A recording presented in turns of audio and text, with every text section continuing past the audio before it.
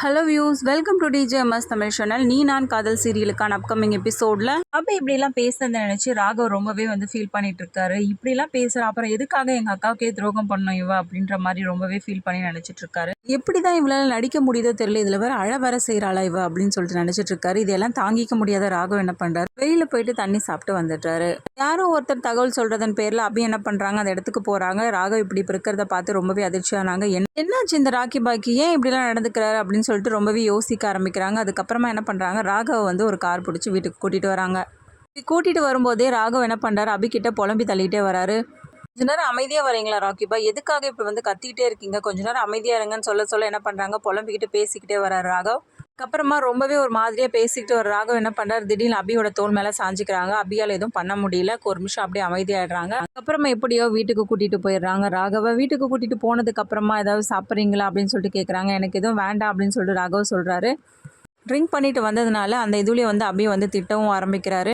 என் மது என்னைக்கு போனாலும் அன்றைக்கே நான் செத்து போயிட்டேன், இந்நேரம் என் மது மட்டும் இருந்திருந்தா இந்த நிலைமைக்கு நாளாக இருப்பேனா அப்படின்ற மாதிரி புலம்ப ஆரம்பிக்கிறாரு. யார் இந்த மது, ஏன் இப்படிலாம் பேசிகிட்டு இருக்காரு ராக்கி பாய் அப்படின்னு சொல்லிட்டு அபியும் யோசிக்க, யாருங்க இந்த மது அப்படின்னு சொல்லிட்டு என்ன பண்ணுறாங்க, ராகவ் கிட்ட கேட்க, மது தான் என் உயிர், எல்லாமே அவள் தான் இருந்துச்சு, ஆனால் ஒரு நாள் அவள் போனதுக்கு அப்புறமா அப்படின்னு சொல்லிட்டு திடீர்னு அழ ஆரம்பிக்கிறாரு. எதுக்காக இப்படிலாம் அழுதுட்டு இருக்கீங்க, அழாதீங்க பாஸ் அப்படின்னு சொல்லிட்டு சொல்கிறாங்க. அப்படியே அழுதுகிட்டே, நான் என்னோட மது இடத்துல வச்சு தான் உன்னை பார்த்தேன், ஆனால் நீ பண்ண காரியம் இருக்கே அப்படின்னு சொல்லிட்டு என்ன பண்ணுறாரு சொல்கிறாரு.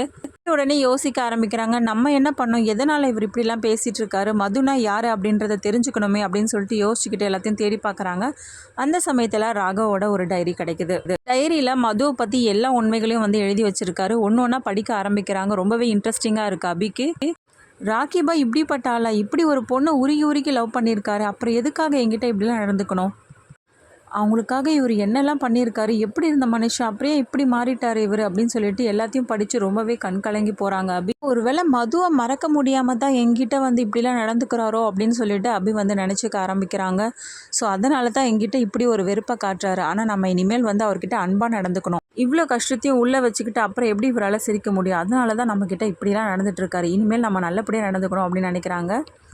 எழுந்த உடனே ராகவ் தலைவலிக்குதுன்றாங்க. உடனே காஃபி கொண்டு நீட்டுறாங்க. இந்தாங்க காஃபி குடிங்க அப்படின்னு சொல்லிட்டு என்ன பண்ணுறாங்க, ராகவ் கிட்ட ரொம்பவே அன்பாக நடந்துக்கிறாங்க. இதெல்லாம் பார்த்த ராகவுக்கு ரொம்பவே புதுசாக இருக்குது. என்ன இவ திடீர்னு இப்படிலாம் நடந்துக்க ஆரம்பிச்சிட்டாரு அப்படின்னு சொல்லிட்டு யோசிக்க ஆரம்பிக்கிறாரு. நில்லு ஒரு நிமிஷம், என்ன நீ புதுசாக நடந்துக்கிற அப்படின்னு சொல்லிட்டு அப்படியே பார்த்து ராகவ் கேட்க, நான் என்னங்க புதுசாக நடந்துக்கிறேன், நான் எப்போதும் போல தான் இருக்கேன் அப்படின்னு சொல்லிட்டு என்ன பண்ணுறாங்க, அப்பயும் சொல்கிறாங்க. இல்லையே, நீ ஏதோ வித்தியாசமாக தெரியுற, ஏதோ புதுசாக நடந்துக்கிறேன் என்கிட்ட அப்படின்னு சொல்லிட்டு ராகவ் திரும்ப திரும்ப கேட்க, ஆமாங்க இனிமேல் நான் இப்படி தான் இருப்பேன் அப்படின்னு சொல்கிற மாதிரி சொல்கிறாங்க.